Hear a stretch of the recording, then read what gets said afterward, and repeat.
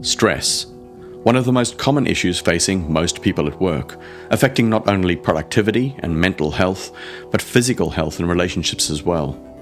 It's been described as a modern epidemic, which only continues to get worse with each passing year.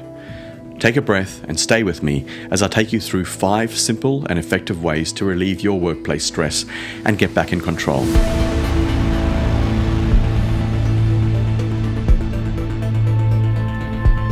Hi, my name is Raf, and welcome to RISR, where my mission is to help you go further faster. In my previous episode, I talked about my personal struggle with workplace stress and how it affected me. And now that it's been a long time since I regained control of my situation and transformed my mindset, it's one of my personal goals to share what I've learned along the way to make it much easier for others that might be going through the same thing. For me, it's really personal. And I know I'm not alone because according to the American Institute of Stress, in the US alone, 83% of workers suffer from work-related stress, causing around 1 million workers to miss work every single day. And this aligns with a similar study by Reich, where a shocking 94% of American workers reported feeling some level of stress at work, with around 1/3 saying their stress level was high to unusually high. These figures prove that stress at work is by far the rule and not the exception. So it's no wonder that around half of employees are looking for a new job right now, with 25% unable to hold out any longer and quitting directly because of workplace stress. It's not acceptable. I refuse to accept this, and so should you.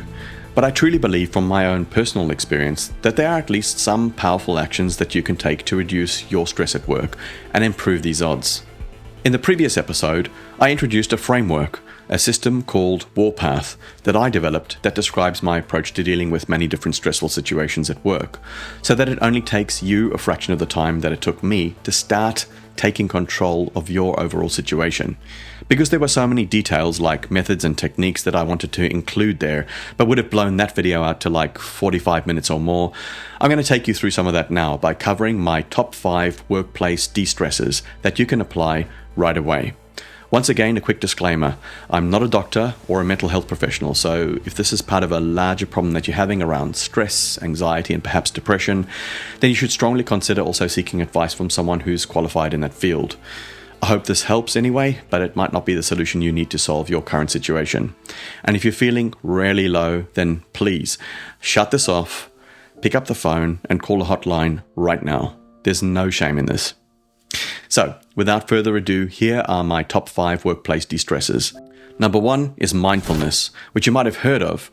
It's all about being present and engaged in the moment, aware of your thoughts and your feelings without distraction or judgment. So you can imagine how useful this is in a stressful work situation where you'll naturally tend to be more scattered and distracted. Some practical ways of practicing mindfulness, and this is just a summary of a summary, so please bear this in mind. The ones I'd like to highlight are, firstly, paying attention to your breathing when you're in a stressful state and controlling it to help reduce tension. You see, when you're in a stressful state, your breathing can change in a number of ways, including shallow breaths, which you'll feel in your upper chest right here, sometimes even up here. Breathing faster than normal, which can make you feel short of breath and lightheaded.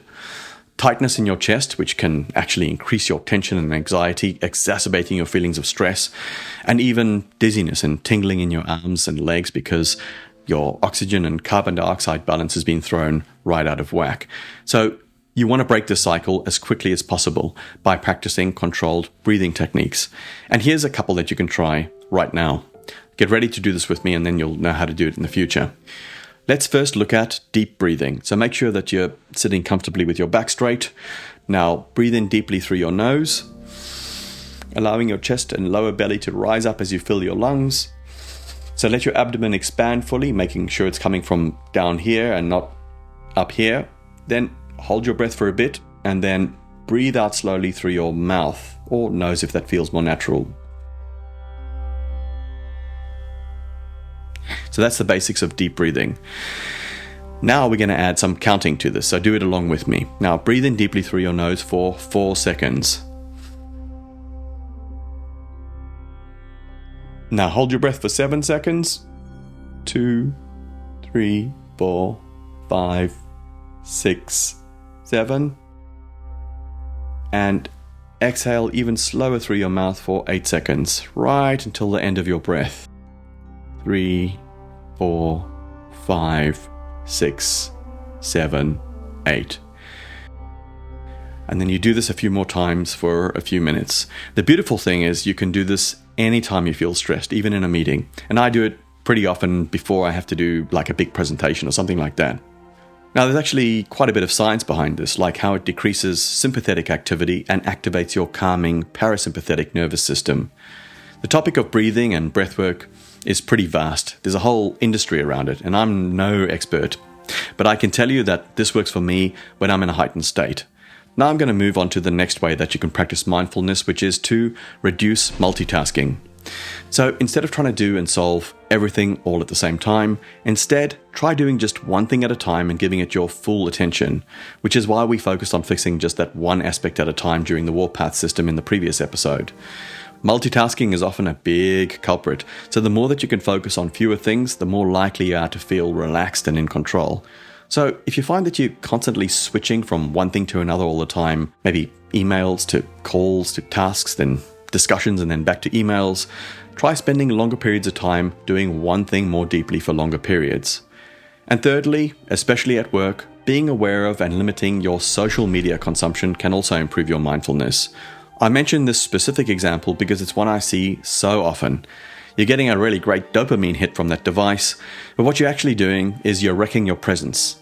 Personally, and I love social media, but when I'm working, it's off because it's a distraction that I know is ultimately going to help lead to things piling up and me getting stressed. Now, there are lots and lots of other mindfulness practices, but I've chosen these 3 specifically because I think they're going to have the biggest payoff in terms of how easy they are to adopt and the results that you're likely to see from them really quickly. Next is communication.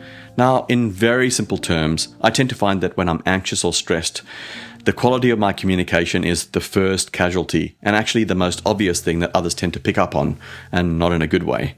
Some people recede into a shell a little bit, others clam up altogether, some might become aggressive in how they communicate. But where you're acting out of character, it's invariably causing flow-on problems. So the main takeaway here is to be aware of when you're starting to communicate differently to the way in which you normally would, and try to get back to what you normally do as quickly as possible. And a part of this poor communication is not sharing what's going on with you with those people that might actually be able to help. Now, you obviously don't want to come across as a basket case and overshare or share with the wrong people, but in an appropriate way, it might be helpful for you to speak with your boss, a trusted colleague, or a mentor about what's going on, and they might be able to help in some way. Again, communication is another massive topic that we just don't have time to explore in any more detail right now. Moving along to the third de-stressor I wanted to mention, and this one is really simple but really effective at the same time, and it's journaling. Now, journaling is all about writing down your thoughts and your feelings so that you can reflect on them. It can be done in different ways, and some people choose to write down whole stories. But for me personally, I maintain a document called Stress. It's kind of like my stress journal, and I've been doing this ever since those dark days many years ago. Very simply, whenever something stressful comes up at work, and I think that it's systemic, in other words, it's not going to go away on its own, or I don't think it's going to go away anytime soon, then I just make a note of it in that journal of mine. What it is, who or what might be involved, etc. Very, very low on detail. So for me, it's just a simple list of things, kind of like the right phase in the warpath system. And I do this as part of my normal working day. If something comes up, it goes in there. These days, there's hardly ever anything in there. But when there is, and I start to see themes emerging from my list or something becomes just too painful, then I address it as soon as possible. However you choose to do it, journaling is something that you should strongly consider. Not only is it a way of taking emotional topics and making them more objective and easier to think about, but it can actually be pretty therapeutic as well. Well worth trying out. And the next one I have for you is letting go. And this is where I just give myself permission to not give a shit about certain things. One of the most important techniques I use here is called the spheres of control. Let me explain. If you think about it, there are objectively some things that are within our complete control, like our thoughts, our behaviors, and our emotions. Most of the time, at least. In a work scenario, there'll be additional aspects within our control as well. And you'll find that there are other things that we can't completely control, but that we can definitely influence. This could be, for example, a piece of work, or people that we could influence by taking certain actions.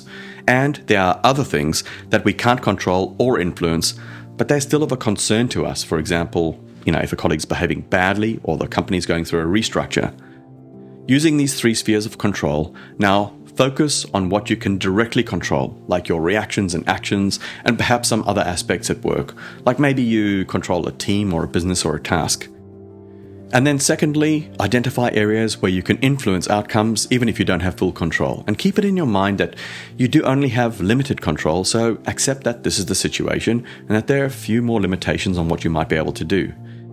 And lastly, accept and let go of the things that are outside of your control.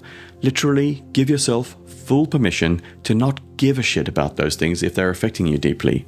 This technique can really help put things in perspective for you and give you an objective way of rationalizing why you should care more about some things than other things. It's powerful. And the last de-stressor I wanted to talk about is one of my all-time favorites. I love this.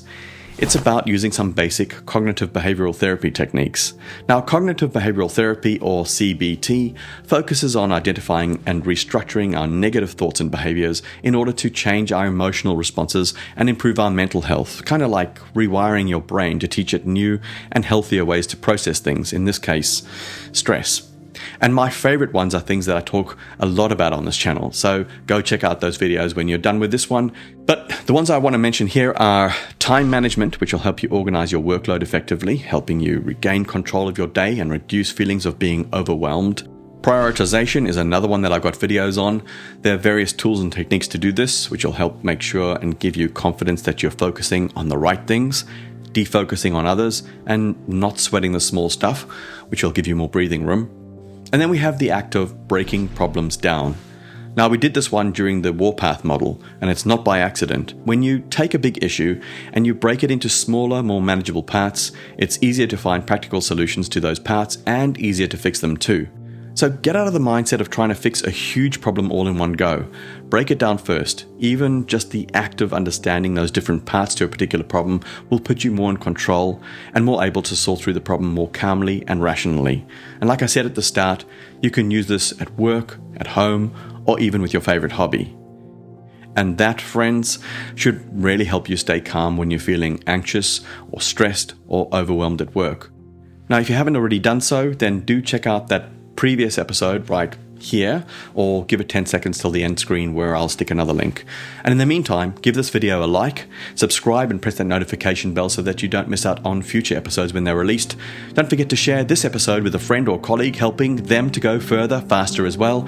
Till next time, keep rising.